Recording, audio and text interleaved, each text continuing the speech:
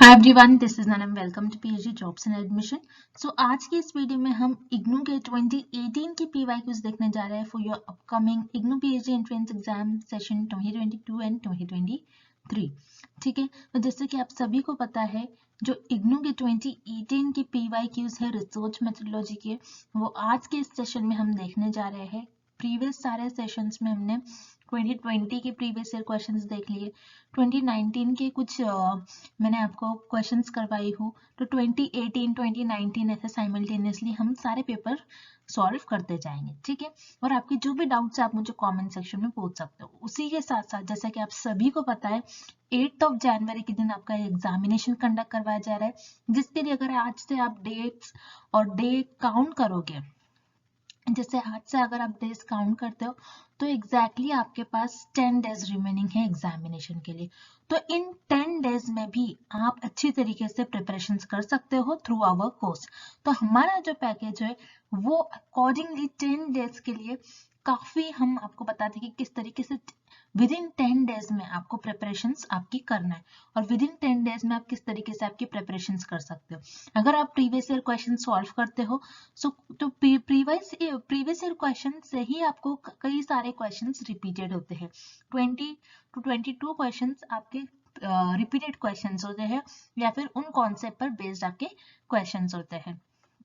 और रिमेनिंग जैसे कि मैंने आपसे बताया, हमारे सेशंस में, हमारे पैकेज में जो हमारा कोर्स होता है और हमारे मॉक टेस्ट में जो क्वेश्चंस होते हैं, वहां से आपको क्वेश्चंस आने के ज्यादातर चांसेस होते हैं। ये हमारा 100% गारंटीड कोर्स है, क्योंकि प्रीवियस ईयर्स भी काफी स्टूडेंट्स का फीडबैक है कि हमारे कोर्स से उनको डायरेक्टली एग्जामिनेशन में क्वेश्चंस पूछे गए थे। तो जैसे कि आप स्क्रीन पर देख सकते हो, कॉन्टैक्ट नंबर आपको नजर आ रहा है, आप व्हाट्सएप के थ्रू हमें इस नंबर पर कॉन्टैक्ट कर सकते हो। सो हरी अप स्टूडेंट्स, अच्छी अपॉर्चुनिटी है आपके पास, जल्द से जल्द आपको कांटेक्ट करना है, और 10 डेज में आपको इस एग्जामिनेशन को क्रैक करना ही है। तो चलिए ज्यादा टाइम वेस्ट नहीं करते हुए आज के हम इस सेशन को स्टार्ट करते हैं। So let's begin with today's lecture. So MCQ से स्टार्ट करने से पहले मैं आपको बता दूं कि डीयू यूनिवर्सिटी के पीएचडी एंट्रेंस एग्जामिनेशन में टोटल आपको 50 एमसीक्यूज पूछा जाता है।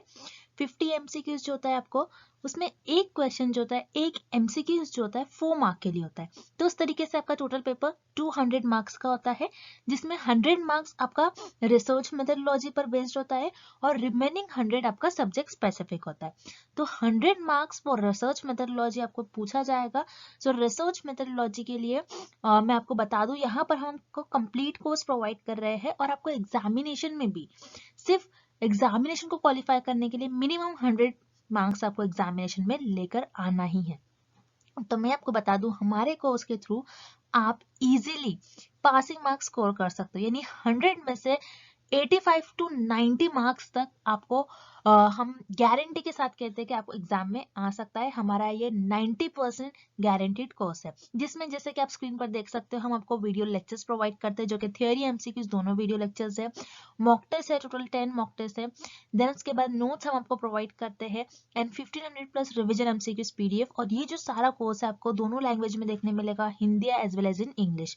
तो काफी, जैसे कि मैंने आपको कहा, 90% हमारा जो कोर्स है वो हमारा जो है टेस्टेबल कोर्स है। 90% स्टूडेंट्स हमारा हर टाइम, सारे जो यूनिवर्सिटी के लिए होता है, 90% एंड अबव रिजल्ट होता है। तो याद रखना है, ज्यादा टाइम वेस्ट नहीं करना है। आपके एग्जामिनेशन की भी डेट रिलीज हो चुकी है, तो आपको जल्द से जल्द हमारे कोर्स को परचेस करना है। परचेस करने के लिए स्क्रीन पर जो आपको नंबर नजर आ रहा है, उस पर व्हाट्सएप के थ्रू आपको हमें कांटेक्ट करना है, या फिर आप हमारे ऐप के थ्रू भी स्टडी मटेरियल को एक्सेस कर सकते हो, जिसके लिए लिंक मैंने आपके साथ नीचे comment section as well as description box में भी शेयर कर रखा है। So that's it, and let's begin with the MCQs. First question, which of the following statements is incorrect. इस क्वेश्चन में हमें फाइंड आउट करना है इन चारों ऑप्शन में से कौन सा ऑप्शन इनकरेक्ट है about sample size. So one by one हम ऑप्शंस देखते हैं। Option A, broader the objectives of the study the larger the sample. अब ब्रॉडर द ऑब्जेक्टिव्स, ऑब्जेक्टिव्स क्या होता है? गोल। आपके स्टडी के गोल क्या है, एम क्या है, आपको किस चीज पर स्टडी करना है। तो जितना ज्यादा आपका एम होगा, जितना ज्यादा आप चीजों को मेजर करोगे, उतना ज्यादा आपका सैंपल लार्ज होगा। क्योंकि मान लो अगर आप बहुत सारी चीजें अपने पॉपुलेशन, आप चाहते हैं कि मैं बहुत सारी चीजें अपने स्टडी में मेजर करूं, तो आपको उतना ज्यादा आपका सैंपल साइज लार्ज लेना पड़ेगा, तभी आपके जो रिजल्ट आएंगे वो एक्यूरेट आएंगे। दैट्स वाई पर आपका ऑप्शन ए करेक्ट हो जाएगा about sample size. Then option B, higher the heterogeneity of population the larger the sample size. So यहाँ पर आपका ऑप्शन बी भी करेक्ट हो जाएगा, बिकॉज जितना ज्यादा आपके पॉपुलेशन हेट्रोजीनियस होंगी उतना ज्यादा आपको सैंपल साइज लार्ज लेना पड़ेगा। अब हेट्रोजेनिटी मतलब जैसे हो सकता है आपकी जो पॉपुलेशन है उसमें फीमेल्स है, मेल्स है, चिल्ड्रन है, हर एक एज ग्रुप के लोग हैं और सबकी कैरेक्टरिस्टिक्स अलग है, तो आपको जो आपका सैंपल लेना होगा वो ज्यादा लेना होगा, आपके सैंपल का साइज उस केस में ज्यादा होगा, बिकॉज हर एक एज ग्रुप के लोग पर आपको स्टडी करना है। दैट्स वाई यहाँ पर आपको ऑप्शन बी भी करेक्ट हो जाएगा, बिकॉज जितनी ज्यादा आपकी पॉपुलेशन हेट्रोजीनियस होंगी उतना ज्यादा आपको सैंपल्स का साइज लार्ज लेना पड़ेगा। सो यहाँ पर आपका ऑप्शन बी भी करेक्ट है अबाउट सैंपल साइज। देन हम पहले ऑप्शन डी देखते हैं। The greater the confidence level desired the greater the sample size. मतलब आपको ये चाहिए कि मेरा रिजल्ट जो आ रहा है, रिजल्ट मेरा एक्यूरेट आए, रिजल्ट पर आपको फुल कॉन्फिडेंस है अगर, तो उस केस में आपको जो आपका सैंपल साइज होगा वो आपको ग्रेटर बड़ा लेना पड़ेगा, तभी आपके जो रिजल्ट आएंगे आप बोलोगे कि मेरे रिजल्ट हो सकते हैं 90% करेक्ट है, अगर आपका सैंपल साइज ग्रेटर होगा, लार्जर होगा तो। सो यहाँ पर आपको ऑप्शन डी भी करेक्ट है। Then option C, lesser error desire the sample size, lesser the sample size मतलब आपके जो स्टडी है उसमें अगर आपको कम एरर चाहिए तो आपका सैंपल साइज यहाँ पर स्मॉल होना चाहिए क्या? नहीं, बिकॉज अगर आपको आपके स्टडी में एरर्स कम चाहिए तो उतना ज्यादा आपको सैंपल साइज रखना पड़ेगा। अगर जितना ज्यादा आपका सैंपल साइज होगा उतने एक्यूरेट आपके रिजल्ट होंगे, अगर जितना कम आपका सैंपल साइज होगा हो सकता है कि ज्यादा एरर होने के चांसेस हो। दैट्स व्हाई यहाँ पर आपका ऑप्शन सी इनकरेक्ट है अबाउट सैंपल साइज, और आपको इस क्वेश्चन में भी यही पूछ रहा है कि कौन सा ऑप्शन इनकरेक्ट है about sample size. That's why यहाँ पर आपका करेक्ट ऑप्शन हो जाएगा option C, the lesser error desire lesser the sample size. Next, the value of Karl Pearson's coefficient of correlation cannot be. इस क्वेश्चन में हमें find out करना है कि कोरिलेशनल रिसर्च में एक कोएफिशिएंट होता है जिसे कहते हैं कार्ल पियर्सन्स कोएफिशिएंट। सो कार्ल पियर्सन्स कोएफिशिएंट की वैल्यू इन सारे ऑप्शन में से कौन सी वैल्यू नहीं हो सकती, यह हमें फाइंड आउट करना है। सो रिमेंबर, कोरिलेशनल रिसर्च में जो कोएफिशिएंट होता है जिसे हम कहते हैं कार्ल पियर्सन्स कोएफिशिएंट, सो कार्ल पियर्सन्स कोएफिशिएंट की वैल्यू -1 से +1 के बीच में लाई करती है। अगर मान लो आपके कार्ल पियर्सन्स कोएफिशिएंट की वैल्यू -1 है, दैट मीन्स आपके कोरिलेशनल रिसर्च में जो वेरिएबल है वो परफेक्ट नेगेटिव कोरिलेटेड होंगे। अगर मान लो आपके कार्ल पियर्सन्स कोएफिशिएंट की वैल्यू +1 है तो आपके जो कोरिलेशनल रिसर्च में जो वेरिएबल्स होते हैं वो परफेक्ट पॉजिटिव कोरिलेटेड होंगे। और अगर आपके कार्ल पियर्सन्स कोएफिशिएंट की वैल्यू 0 है, मतलब there is no relationship between the variables in correlational research. तो आपको याद रखना है आपकी कार्ल पियर्सन्स कोएफिशिएंट की वैल्यू -1 से +1 के बीच में लाई करती है। अगर आपकी कार्ल पियर्सन्स कोएफिशिएंट की वैल्यू -1 है, that means variables are perfect negative correlated. अगर आपके कार्ल पियर्सन्स कोएफिशिएंट की वैल्यू +1 है, दैट मीन्स जो वेरिएबल्स है वो परफेक्ट पॉजिटिव कोरिलेटेड है। और अगर आपके कार्ल पियर्सन्स कोएफिशिएंट की वैल्यू 0 है, दैट मीन्स उस केस में वेरिएबल्स के बीच में कोई रिलेशन नहीं होगा। तो आपको ये याद रखना है, this is very important question. Exam में इस टॉपिक से एक क्वेश्चन कंपलसरी आता है, सो आपको ये याद रखना है। अब हम ऑप्शंस की तरफ चलते हैं। Option A +-1, yes, Karl Pearson coefficient की वैल्यू -1 से +1 के बीच में लाई करती है, दैट्स व्हाई आपका ऑप्शन ए करेक्ट हो जाएगा। Then option C 0, so Karl Pearson coefficient की वैल्यू 0 भी हो सकती है, सो यहाँ पर आपको ऑप्शन सी भी करेक्ट हो जाएगा। देन ऑप्शन डी +-0.5, सो कार्ल पियर्सन कोएफिशिएंट की वैल्यू +-0.5 भी हो सकती है, बिकॉज -0.5 कुछ यहाँ पर लाई करेगा और +0.5 यहाँ पर लाई करेगा। तो कार्ल पियर्सन कोएफिशिएंट की वैल्यू +-0.5 भी होती है। देन कार्ल पियर्सन कोएफिशिएंट की वैल्यू +-2 नहीं होती है, बिल्कुल कार्ल पियर्सन कोएफिशिएंट क्योंकि -1 से +1 के बीच में लाई करता है, सो -1 से +1 के बीच में +-2 वैल्यू लाई नहीं करती है। दैट्स व्हाई अब आपका ऑप्शन बी इनकरेक्ट है, बिकॉज कार्ल पियर्सन कोएफिशिएंट की वैल्यू +-2 नहीं हो सकती है, और आपको ऑप्शन में भी यही पूछ रहा है कि कार्ल पियर्सन कोएफिशिएंट की वैल्यू क्या नहीं हो सकती है। So here correct option is option B +-2। Next question, the formulated problem should have, इस क्वेश्चन में हमें फाइंड आउट करना है आपने आपकी जो रिसर्च में प्रॉब्लम फॉर्म करी होती है वो कैसे होनी चाहिए। सो वन बाय वन हम ऑप्शंस देखते हैं। पहले हम ऑप्शन डी देखेंगे। फैक्ट्स, फैक्ट्स क्या होता है? जो ऑलरेडी प्रूव्ड होता है, जैसे स्काई इज ब्लू और अर्थ राउंड है। सो ये सारे फैक्ट्स है। सो फैक्ट्स पर बेस आपकी प्रॉब्लम आपको फॉर्म नहीं करनी चाहिए। सो यहाँ पर आपका ऑप्शन डी इनकरेक्ट हो जाएगा। Then option C coherence, coherence क्या होता है? जैसे हम आपका हो गया सिस्टमैटिक, कुछ स्ट्रक्चर होना चाहिए, कुछ स्टेप्स आपको प्रॉपर वे में करना चाहिए। तो ये तो हम रिसर्च में जब स्टडी करते हैं तब हमारी जो रिसर्च की स्टडी होती है वो सिस्टमैटिक होनी चाहिए, ना कि प्रॉब्लम। दैट्स वाई यहाँ पर आपका ऑप्शन सी भी इनकरेक्ट हो जाएगा। Then option B values, values जो आपके आपने जो रिसर्च प्रॉब्लम और आपका जो प्रॉब्लम अपने रिसर्च में लिया है आप उसको फॉर्म कर रहे हो, क्या उसमें सिर्फ नंबर्स होने चाहिए? नहीं, बल्कि हर एक चीज हो सकती है। प्रॉब्लम तो कुछ भी हो सकती है, कोई डिसीज हो सकती है, कोई और प्रॉब्लम हो सकती है, बस वैल्यूज हो ऐसा जरूरी नहीं है। दैट्स वाई यहाँ पर आपका ऑप्शन बी इनकरेक्ट हो जाएगा। देन ऑप्शन ए ओरिजिनलिटी, सो यहाँ पर आपका ऑप्शन ए करेक्ट हो जाएगा, बिकॉज आपने जो प्रॉब्लम ली है रिसर्च में, आप जिस टॉपिक पर रिसर्च कर रहे हो, आप जो भी प्रॉब्लम है, आपने जो भी प्रॉब्लम फॉर्म करी है वो ओरिजिनल होनी चाहिए।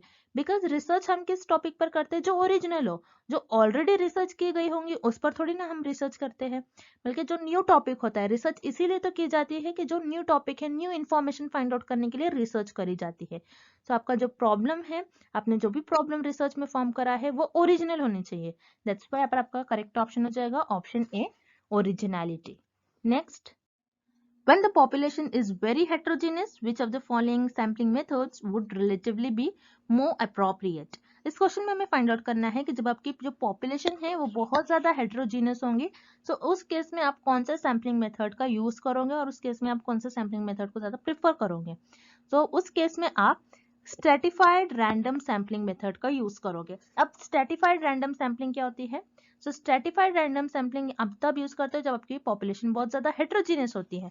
अब जैसे इस फिगर में ये जो पॉपुलेशन है आपकी, ये मान लो ये हेटेरोजीनियस पॉपुलेशन है, बिकॉज इस ग्रुप में आप देख रहे हो, इस ग्रुप में सारे एज ग्रुप के लोग हैं, मेल है, फीमेल्स है, चिल्ड्रन है, सारे एज ग्रुप के लोग हैं। तो ये हेटेरोजीनियस पॉपुलेशन हो गई। अब रिसर्चर ने क्या किया? इस हेटेरोजीनियस पॉपुलेशन को होमोजीनियस ग्रुप्स में डिवाइड कर लिया। रिसर्चर ने यहाँ पर होमोजीनियस ग्रुप्स में पॉपुलेशन को डिवाइड कर लिया। होमोजेनियस ग्रुप्स में डिवाइड करने के बाद रिसर्चर क्या करेंगे? यहाँ पर होमोजेनियस ग्रुप में रिसर्चर ने कैसे डिवाइड कर लिया? मेन को एक ग्रुप में रख लिया, वीमेन को एक ग्रुप में रख लिया, चिल्ड्रन को एक ग्रुप में रख लिया। देन ग्रुप्स में डिवाइड करने के बाद, होमोजेनियस ग्रुप में डिवाइड करने के बाद रिसर्चर रैंडमली हर एक ग्रुप से एक एक मेंबर को ले लेंगे। अब मान लीजिए इस ग्रुप से रिसर्चर ने इस मेंबर को ले लिया, इस ग्रुप से रिसर्चर ने इस पर्सन को ले लिया, और इस ग्रुप से रिसर्चर ने इस पर्सन को ले लिया। तो ये तीनों भी रिसर्चर के सैंपल बन जाएंगे और उस पर रिसर्चर स्टडी परफॉर्म करेंगे। सो इस तरीके से स्ट्रेटिफाइड रैंडम सैम्पलिंग मेथड में रिसर्चर पॉपुलेशन में से सैंपल्स को सिलेक्ट कर लेते हैं। सो रिमेंबर, जब भी आपकी पॉपुलेशन बहुत ज्यादा हेटेरोजेनस होती है उस केस में आप स्ट्रेटिफाइड रैंडम सैम्पलिंग मेथड का यूज करोगे। दैट्स व्हाई आपका ऑप्शन भी करेक्ट हो जाएगा। देन ऑप्शन है पर्पसिव सैम्पलिंग। पर्पसिव सैम्पलिंग क्या होते हैं? जिसमें रिसर्च अपने पर्पस के अकॉर्डिंग पॉपुलेशन में से मेंबर्स को सेलेक्ट करते हैं और वो उनका सैंपल बन जाते हैं, और उनके कन्वीनियंस, उनके जजमेंट के बेसिस पे पॉपुलेशन में से मेंबर्स को सेलेक्ट कर लेते हैं। तो यहाँ पर आपका ऑप्शन ए इनकरेक्ट हो जाएगा। Then option C cluster sampling. Cluster sampling क्या होती है? जिसमें आपकी जो पॉपुलेशन होती है वो होमोजीनियस होती है, इसमें पॉपुलेशन हेटेरोजीनियस नहीं होती है, आपको ये याद रखना है। तो क्लस्टर सैम्पलिंग में पॉपुलेशन जो है वो होमोजीनियस होती है, फिर रिसर्चर्स को ग्रुप्स में डिवाइड कर लेते हैं और वो पूरे ग्रुप को as it is randomly select करते हैं और वो उनका सैंपल बन जाता है और उस पर रिसर्चर रिसर्च परफॉर्म करते हैं।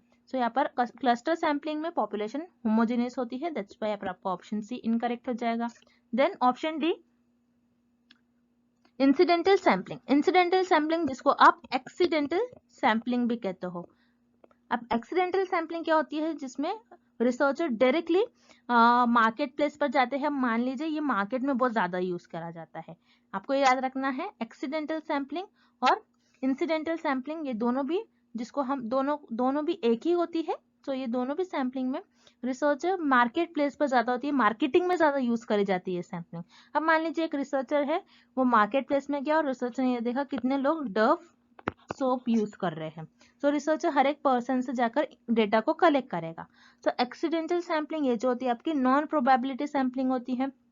सो इसमें अब पॉपुलेशन में से रिसर्चर जो जिनसे इंफॉर्मेशन चाहिए उनको, वो खुद जाकर रिसर्च अपनी कन्वीनियंस की बेसिस पर सैंपल सेलेक्ट कर लेगा। सो यहाँ पर आपको ऑप्शन डी भी इनकरेक्ट हो जाएगा। So here correct option is option B, stratified random sampling. So remember, जब भी आपकी पॉपुलेशन बहुत ज्यादा हेट्रोजीनियस होगी उस केस में आप स्ट्रेटिफाइड रैंडम सैम्पलिंग का यूज करोगे। Next question, The scope for investigators bias is more in case of। इस क्वेश्चन में हमें फाइंड आउट करना है ऐसा कौन सा डेटा कलेक्शन मेथड होता है जिसमें इन्वेस्टिगेटर का बायस ज्यादा होता है। यहाँ पर इन्वेस्टिगेटर मतलब रिसर्चर, रिसर्चर का बायस किस डेटा कलेक्शन मेथड में ज्यादा होगा, हमें ये फाइंड आउट करना है। सो यहाँ पर हम ऑप्शंस देखते हैं। ऑप्शन ए, क्वेश्चनर। क्वेश्चनर क्या होता है? एक लिस्ट ऑफ क्वेश्चन होती है जिसमें रिसर्चर सारे क्वेश्चन देते हैं और रिस्पोंडेंट्स उन क्वेश्चंस का आंसर करते हैं। सो क्वेश्चनर में रिसर्चर का ज्यादा बायस नहीं होगा, लेकिन याद रखिए क्योंकि क्वेश्चनर, स्केड्यूल, इंटरव्यू, ऑब्जर्वेशन ये सारे रिसर्चर परफॉर्म करते हैं और रिस्पोंडेंट्स को रिसर्चर ही क्वेश्चन प्रोवाइड करे। तो थोड़ा बहुत तो रिसर्चर का हर एक मेथड ऑफ डेटा कलेक्शन में थोड़ा बहुत तो रिसर्चर का बायस होगा, लेकिन इस क्वेश्चन में हमको मोर सबसे ज्यादा बायस किस डेटा कलेक्शन मेथड में होगा, हमें ये फाइंड आउट करना है। सो क्वेश्चन में रिसर्चर का बायस ज्यादा नहीं होगा, दैट्स व्हाई पर आपका ऑप्शन ए इनकरेक्ट हो जाएगा। Then option B, schedule, and option C is interview. So schedule और इंटरव्यू दोनों भी सेम ही होते हैं, बट थोड़ा बहुत डिफरेंस होता है। जैसे इंटरव्यू में रिसर्चर क्वेश्चन पूछते हैं एक्सपर्ट से, उसी तरीके से स्केड्यूल में भी रिसर्चर क्वेश्चंस पूछते हैं जैसे कोई एक्सपर्ट्स हो गए, कोई डिसीज के एक्सपर्ट्स हो गए, उनसे इंटरव्यूज के थ्रू डेटा को कलेक्ट करते हैं। लेकिन स्केड्यूल में जो क्वेश्चन रिसर्चर पूछते हैं वो पहले से ही रिसर्चर डिसाइड कर लेते हैं, वो डिसाइडेड क्वेश्चंस होते हैं, और इंटरव्यू में रिसर्चर पहले से क्वेश्चन डिसाइड नहीं करते हैं। सो यहाँ पर ऑप्शन बी और सी दोनों भी इनकरेक्ट हो जाएंगे, बिकॉज यहाँ पर रिसर्चर का ज्यादा बायस नहीं होंगे, रिसर्चर इस केस में ज्यादा बायस नहीं होंगे। Then option D, observation. So observation में रिसर्चर, क्योंकि ऑब्जर्वेशन क्या होता है, रिसर्चर उस पर्टिकुलर एरिया में, उस पर्टिकुलर फील्ड में जाकर खुद ही लोगों को ऑब्जर्व करते हैं। सो ऑब्जर्वेशन में रिसर्चर ज्यादा बायस हो सकता है क्योंकि रिसर्चर हो सकता है कुछ इंफॉर्मेशन फील नहीं करे, कुछ ऑब्जर्वेशंस को इग्नोर कर दे, जो भी चल रहा है उसको इग्नोर कर दे, कुछ लिखे कुछ नहीं लिखे इंफॉर्मेशन। सो ऑब्जर्वेशन में रिसर्चर का हो सकता है कि ज्यादा बायस होने का चांस हो। अब जैसे ऑब्जर्वेशन में मान लीजिए रिसर्चर ने एक रियल लाइफ इन्वायरमेंट में जाकर कुछ लोगों को ऑब्जर्व किया। जैसे यहाँ पर ये रिसर्चर है और रिसर्चर मंकीज लोगों को, यहाँ पर जो मंकीज है इनको ऑब्जर्व कर रहे हो, वो कैसा बिहेव करते हैं आपस में, उनका कैसा बिहेव होता है, वो कौन से उनके हैबिट कैसा होता है, वो कैसा बिहेव करते हैं, वो कैसे चलते हैं, उनको ऑब्जर्व कर डेटा कलेक्ट कर रही है। सो इस केस में रिसर्चर क्या कर रहे हैं, उनके नेचुरल इन्वायरमेंट में जाकर बस उनको दूर से देखकर उनको ऑब्जर्व कर डेटा को कलेक्ट कर रहे हैं। सो हो सकता है इस केस में कुछ उनके जो बिहेवियर है वो रिसर्चर लिखना नहीं लिख पाए, कुछ इग्नोर कर दे। सो यहाँ पर ऑब्जर्वेशन मेथड में रिसर्चर का जो बायस है वो ज्यादा हो सकता है, दैट्स व्हाई पर आपका करेक्ट ऑप्शन हो जाएगा option D, observation. Next, the most commonly used statistical average. इस क्वेश्चन में हमें फाइंड आउट करना है कि हम स्टैटिस्टिकल एवरेज मोस्ट कॉमनली कौन सा यूज करते हैं, कौन सा स्टैटिस्टिकल एवरेज यूज करते हैं। तो वो यूज करते हैं हम अरिथमेटिक एवरेज। अरिथमेटिक एवरेज जिसे हम कहते हैं मीन बी, जैसे हम कहते हैं, जैसे मान लो कोई पॉपुलेशन है उस पर रिसर्चर स्टडी कर रहे हैं, तो यहाँ पर रिसर्चर देखेंगे ये जो पर्टिकुलर सिटी है उसमें कितने लोग लिटरेट है, कितने लोग पढ़े लिखे हैं, तो ये देखना है। तो रिसर्चर ने ये देखा कि यहाँ पर जो लोग हैं वो 90% लोग लिटरेट है, मीन्स 90% लोग एजुकेटेड है, पढ़े लिखे हैं। तो इससे ये अंदाजा लग जाएगा कि इस सिटी में ज्यादातर लोग जो है वो पढ़े लिखे हैं। तो मीन जो है बहुत ज्यादा कॉमनली यूज होने वाला स्टैटिस्टिकल टूल है। तो रिमेंबर, सबसे common measure of central tendency भी जो है वो मीन है। सो सेंट्रल टेंडेंसी बहुत इंपॉर्टेंट टॉपिक होता है रिसर्च में, मैंने उस पर भी लेक्चर लिया है, आप उसको जाकर देखिए। उस टॉपिक से एग्जाम में कंपलसरी एक या फिर 2 क्वेश्चन आपको देखने मिलेगा।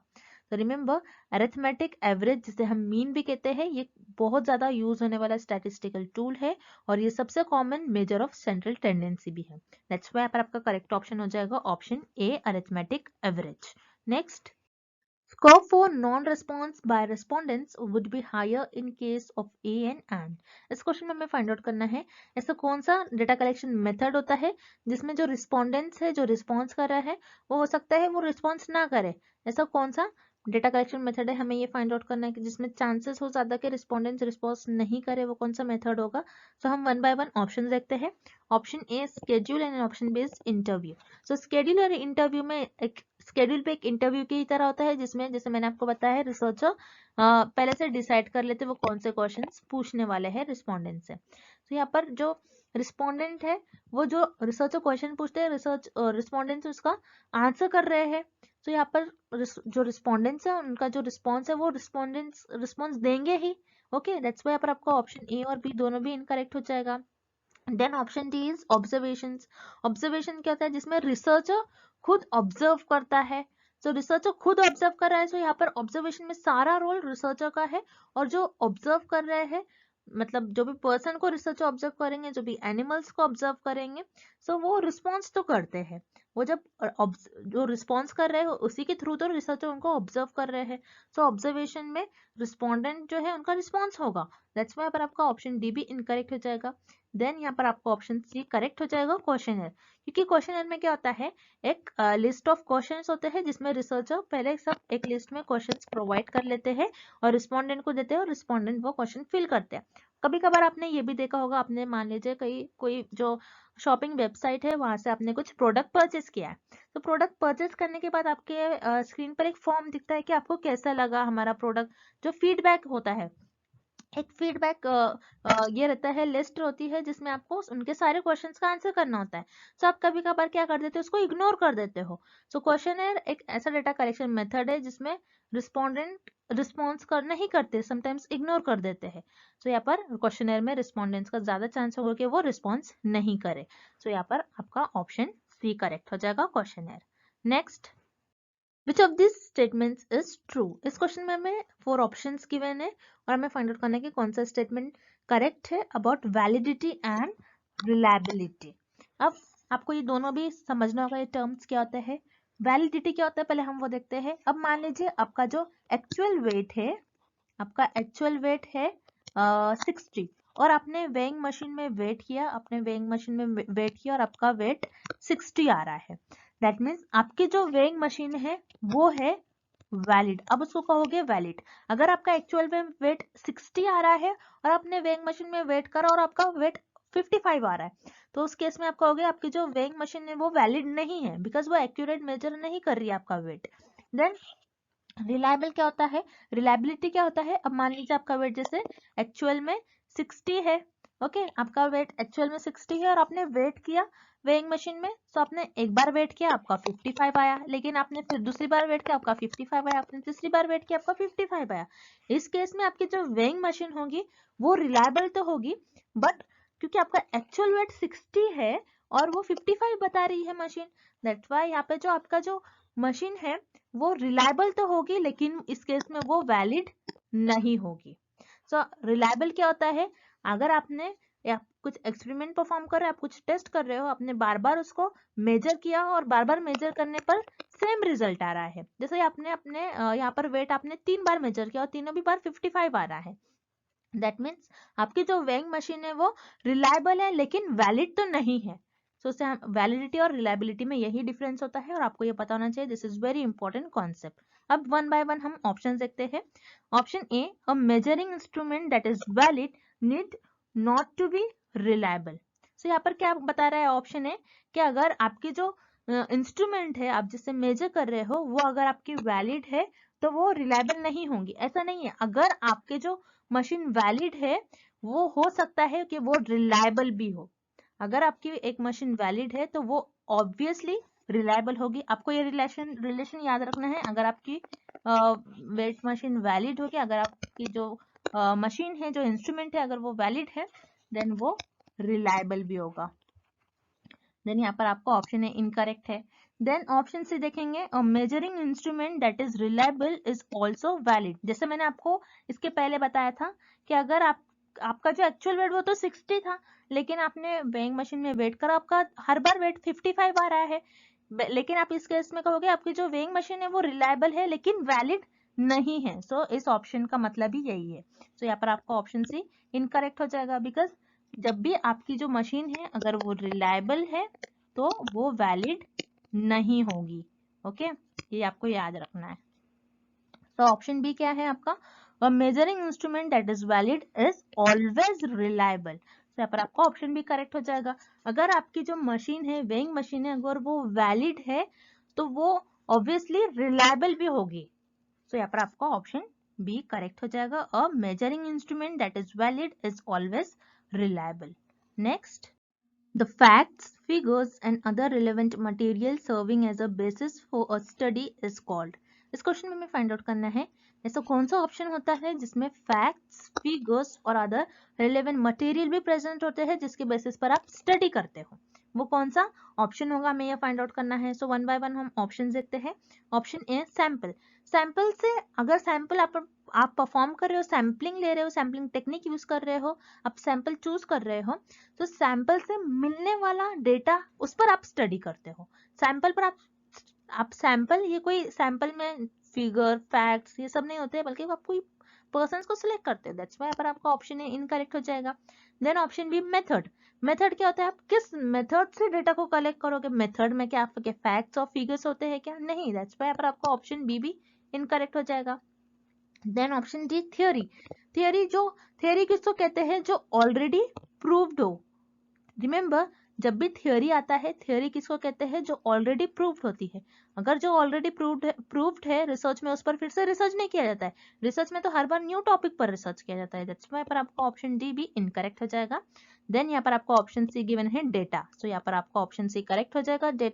डेटा में क्योंकि फैक्ट्स, फिगर्स, हर एक चीज प्रेजेंट होते हैं और उस पर आप स्टडी करते हो, आपके पास डेटा अवेलेबल होता है और उस पर आप रिसर्च परफॉर्म करते हो। दैट्स व्हाई पर आपका करेक्ट ऑप्शन हो जाएगा option C data. Next, an example of non personal method of data collection is. इस क्वेश्चन में हमें फाइंड आउट करना है कि non personal method of data collection का एग्जाम्पल हमें किस ऑप्शन में गिवन है। अब रिमेंबर, डेटा कलेक्ट करने के लिए आप दो वे से डेटा को कलेक्ट कर सकते हैं। एक होता है पर्सनल और सेकेंड होता है नॉन पर्सनल। अब पर्सनल क्या होता है, जिसमें आप फेस टू फेस रिस्पोंडेंट से इंटरेक्ट करते हो। जैसे फेस टू फेस इंटरव्यूज हो गए, इंटरव्यूज में आप रिस्पोंडेंट से क्वेश्चन पूछोगे और वो आंसर करेंगे, इसमें फेस टू फेस इंटरव्यू हो सकता है।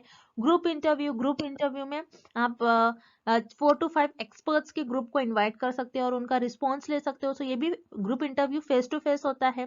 Then option C schedule. Schedule भी एक इंटरव्यू होता है, बस इसमें आप पहले से डिसाइड कर लेते हो कि मैं कौन कौन से क्वेश्चन पूछूंगा। सो इंटरव्यू, ग्रुप इंटरव्यू या स्केड्यूल, ये आपके personal method of data collection का एग्जांपल होंगे। दैट्स व्हाई पर आपका ऑप्शन ए, बी और सी तीनों भी इनकरेक्ट हो जाएगा। Then option D telephone interview जिससे आप फेस टू फेस इंटरेक्ट नहीं करोगे रिस्पोंडेंट से, आप फोन पर इंटरेक्ट करोगे, फोन पर इंटरव्यू लोगे। सो ये आपका non personal method of data collection का एग्जांपल होगा। दैट्स व्हाई पर आपका करेक्ट ऑप्शन होगा option D telephone interview. And thank you for watching this video. Good luck with your preparations and press the bell icon to never miss any updates.